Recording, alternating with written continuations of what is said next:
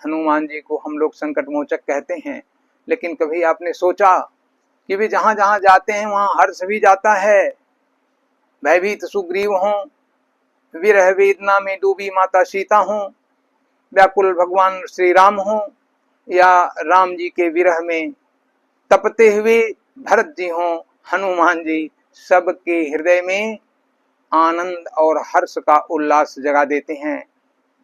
वे केवल संकट हरते नहीं, बल्कि जो लोग योग्य हैं उनके अंदर जिस प्रकार की योग्यता होती है, उस योग्यता को वो लक्ष्य तक पहुंचाने के माहिर देवता माने जाते हैं। और इसीलिए आज हम चर्चा करते हैं कि विषाद में डूबी हुई माता सीता हो, राज्य से तिरस्कृत किया गया सुग्रीव हो, या विरह वेदना में डूबे भरत जी हों, लक्ष्मण जी के लिए प्रलाप कर रहे भगवान श्री राम हों,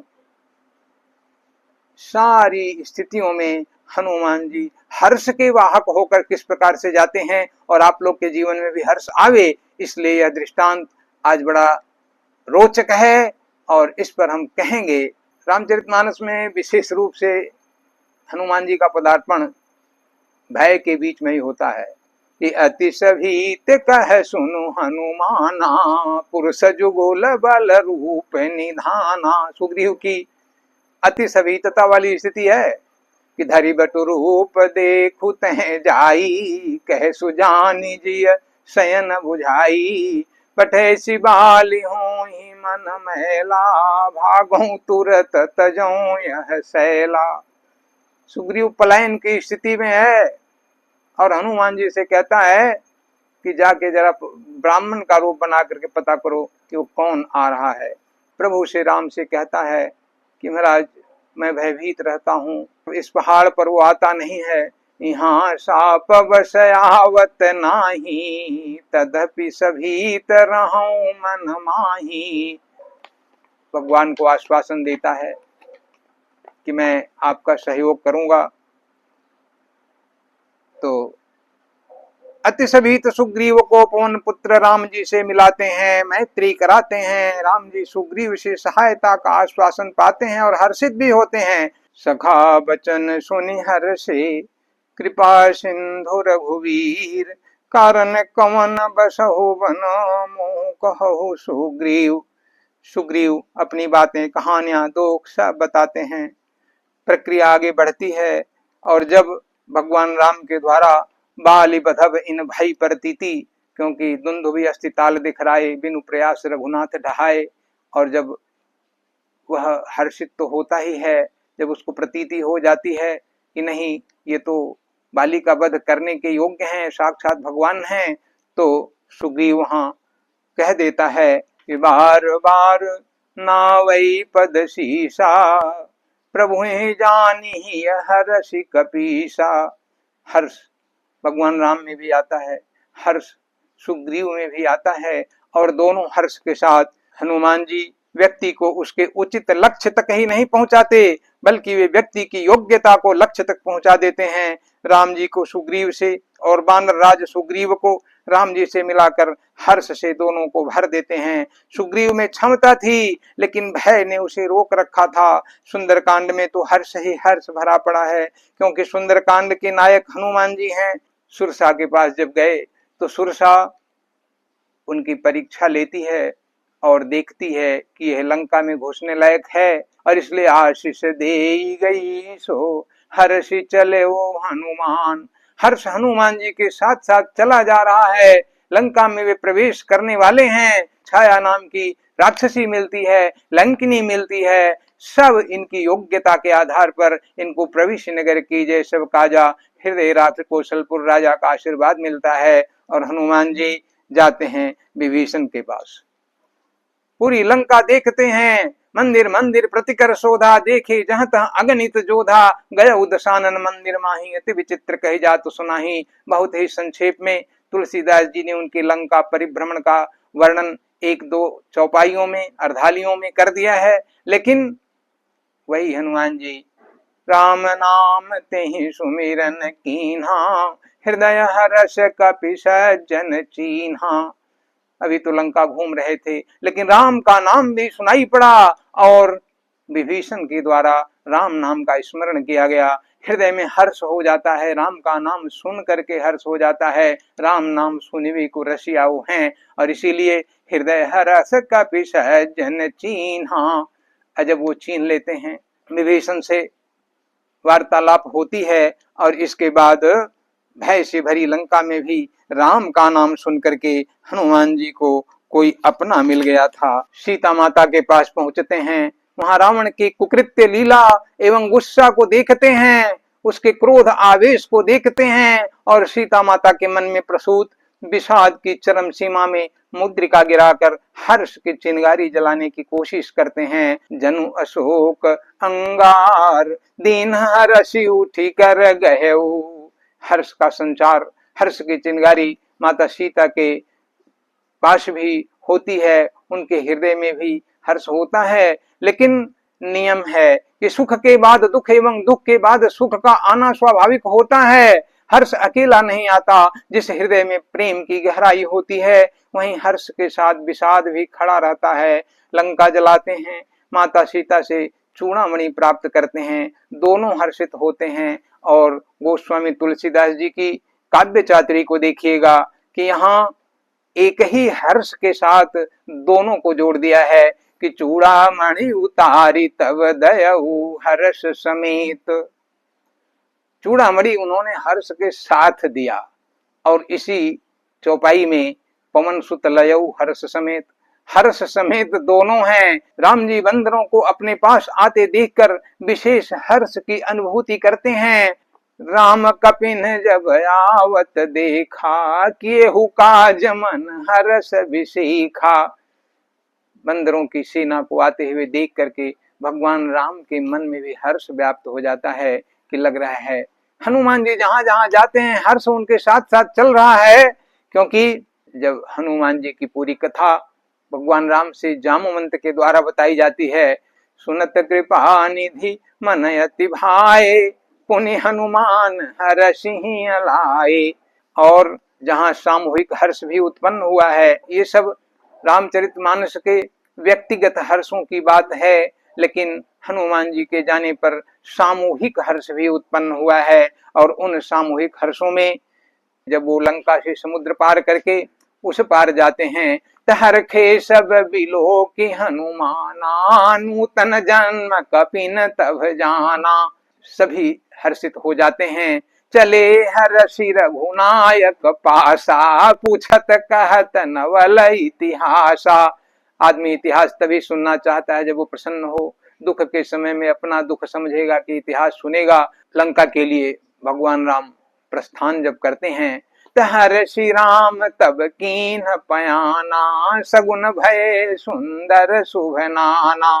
राम जी हर्षित होकर के लंका के लिए प्रस्थान करते हैं।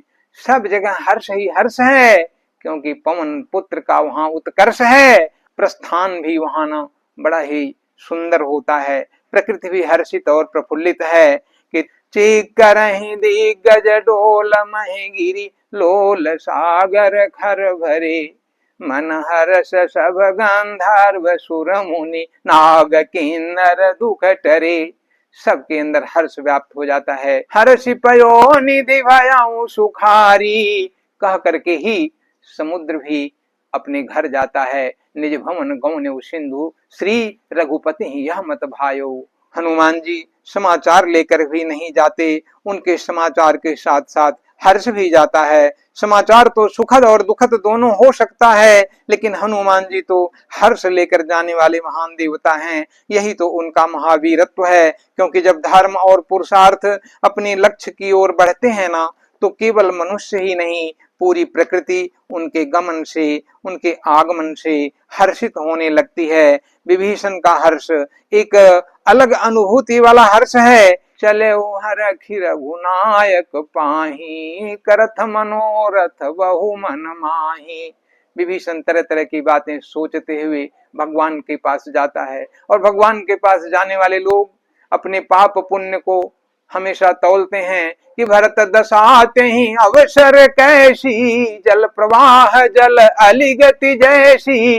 भरत जी भी भगवान राम को मनाने के लिए जाते हैं तो तुलसीदास जी की लेखनी वहां चली है कि भरत जी जैसे मछली जल के प्रवाह में कुछ दूर जाती है, उल्टे चलती है हमेशा, और वैसे ही भरत आज चल रहे हैं, कभी वो आगे बढ़ते हैं कभी पीछे हो जाते हैं। आज विभीषण भी भगवान राम के पास रावण के चरण प्रहार को सह करके आ रहा है और उसको अपने निश्चरत्व का बोध है, और इसीलिए गोस्वामी तुलसीदास जी कहते हैं कि करत मनोरथ बहु मन माही। राम जी कह बैठते हैं ममपन शरणागत भयहारी, कि जो हमारे शरण में आता है मैं उसके भय को नष्ट कर देता हूँ। सुनि प्रभु वचन हर्षि हनुमाना। भगवान के वचन को सुन करके हनुमान जी हर्षित हो जाते हैं, क्योंकि उनको पता है कि रघुकुल रीति सदा चली आई, प्राण जाई पर वचन न जाई। अस कही करत दंडवत देखा, तुरत उठे प्रभु हर्ष विशेषा।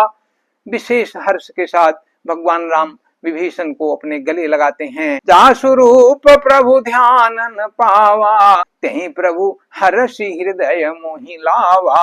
आज हर्ष भी भगवान राम के साथ है। हर्ष के तीव्र फुर्तीले संचार पूरे रामचरितमानस में भरे पड़े हैं, और हनुमान जी के साथ तो खास करके हैं। जहां भी वो जाते हैं वहां हर्ष की उत्पत्ति होती जाती है। जब हनुमान चालीसा पढ़ते हैं तो लाई सजीवन लखन जी आए, श्री रघुवीर हर्षि उर लाए। रघुपति कीन्ही बहुत बड़ाई, तुम मम प्रिय भरतहि सम भाई। हनुमान जी वहां दो तरह का हर्ष लेकर के जाते हैं। एक तो मृत्यु के बीच जीवन का संचार करते हैं, और दूसरे राम के प्रलाप की पराकाष्ठा में वह हर्ष का संचार कर देते हैं। तुलसीदास जी कहते हैं कि प्रभु प्रलाप सुने कान, विकल भय वानर निकर। आई गयो हनुमान, जिमि करुणाम वीर रस। हर श्री राम भेटेऊ हनुमाना, अति कृतज्ञ प्रभु परम सुजाना। हृदय लाई प्रभु भेटेऊ भ्राता, हर श्री सकल भालु कपि भ्राता। अन्य भी जगह है कि तुम उपकार सुग्रीवहि कीन्हा, राम मिलाय राजपद दीन्हा। तुम्हरो मंत्र विभीषण माना, लंकेश्वर भय सब जग जाना। सुग्रीव को राज्य, विभीषण को राज्य, सीता माता को आशा, लक्ष्मण के जीवन में जीवन का संचार, और भरत जी को राम का सुखद समाचार। क्योंकि भरत जी के पास हर्ष का चरम उत्कर्ष लेकर हनुमान जी पहुंचते हैं। राम विरह सागर महा, भरत मगन मन होत। वे प्ररूप धरि पवन सुत, आई गयो जनुपोत। देखत हनुमान अति हर्षऊ, पुलक गात लोचन जल बरसऊ। अति हर्ष का प्रयोग वहां पर गोस्वामी तुलसीदास जी ने किया है कि देखत हनुमान अति हर्षऊ, पुलक गात लोचन जल बरसऊ। संक्षिप्तता काव्य चातुरी की आत्मा होती है। गोस्वामी तुलसीदास जी को विषाद से भरे, विरह से भरे भरत जी के हृदय में वह जगह बनानी है, रास्ता खोजना है, हर्ष का प्रवेश कराना है। और वो हर्ष विषाद के बीच में जब जाएगा ना, तो जैसे अंधकार के बीच में एक अग्नि की छोटी सी चिंगारी भी उस अंधकार को चीर देती है, उसी तरह से हर्ष भी आज हल्का फुल्का हर्ष नहीं है, भगवान राम के आगमन का हर्ष है। और गोस्वामी तुलसीदास जी कितनी सदी सदाई पंक्तियों में कितना सटीक, एक क्षण भी नहीं गंवाते, और वो हनुमान जी के माध्यम से वो सारा संदेश दे देते हैं। जासु बिरह सोचहु दिन राति, रटहु निरंतर गुण गण पाति। रघुकुल तिलक सुजन सुख दाता, आयो कुशल देव मुनि त्राता। और फिर अंतिम लाइन में सारा हर्ष एक साथ उड़ेल देते हैं कि रिपुरन जीति सुजस सुर गावत, सीता अनुज सहित प्रभु आवत। तीनों एक साथ आ रहे हैं। विरह की वेदना में हृदय विषाद से भरा नहीं, जकड़ा हुआ था, और उसी हृदय में पहले धीरे धीरे फिर धाए से सुखद हर्ष युक्त समाचार के अमृत को उड़ेल देते हैं। यही तुलसीदास जी की काव्य चातुरी है। भरत जी का हर्ष हो, अयोध्या का हर्ष हो, अयोध्या वासियों का हर्ष हो, राम जी का भरत से मिलन, राम राज्य की स्थापना और पूरे त्रैलोक्य में हर्ष, क्योंकि राम राज बैठे त्रैलोका, हर्षित भयउ गयउ सब शोका। भयरु न कर काहू सन कोई, राम प्रताप विषमता खोई। हनुमान जी जिस राम कथा के प्रमुख घटक पात्र हैं, हर्ष के वाहक हैं, उसी कथा को कहकर भोलेनाथ औढ़धानी भी हर्षित होते हैं। मगन ध्यान रस दंड जुग, पुनि मन बाहिर कीन, रघुपति चरित महेश तव, हर्षित वरन लीन। राम के चरित्र के पग पग पर सहायक हनुमान जी हैं और उस चरित्र के महागायक भगवान शिव जी हैं। हनुमान जी हर्ष की खान हैं, लेकिन वे उस हर्ष को प्रकृति के जर्रे जर्रे चप्पे चप्पे तक पहुंचाने वाले, हर्ष के बरसात करने वाले हैं। हमारा आपका सबका हर्ष व्यक्तिगत हो या प्राकृतिक या सामूहिक क्यों न हो, हर तरफ चारों तरफ पवन पुत्र हनुमान की ही कृपा की छाया का वो परिणाम होती है।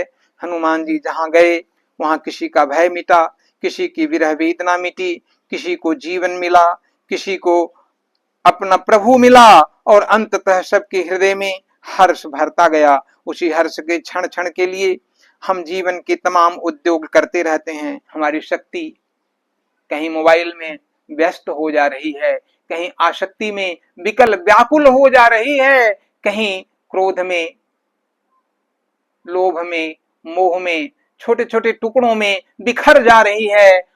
हनुमान जी का रामकाज अंततः राम राज्य में परिणत होता है और राम राज्य ही मानवता की चरम उत्कर्ष की कहानी है। इसीलिए मैं फिर से उस हर्ष के वाहक हनुमान जी को आपके माध्यम से, यूट्यूब के विशाल मंच के माध्यम से एक बार प्रणाम करता हूं।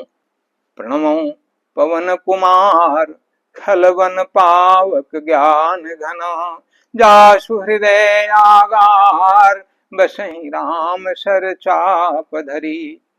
बाबा विश्वनाथ जी, माता पार्वती जी की आपको कृपा मिले, आप स्वस्थ रहें, मस्त रहें, प्रसन्न रहें, हर्ष के वाहक बने, आपकी शक्ति संगठित होकर, समन्वित होकर देश के लिए लगे।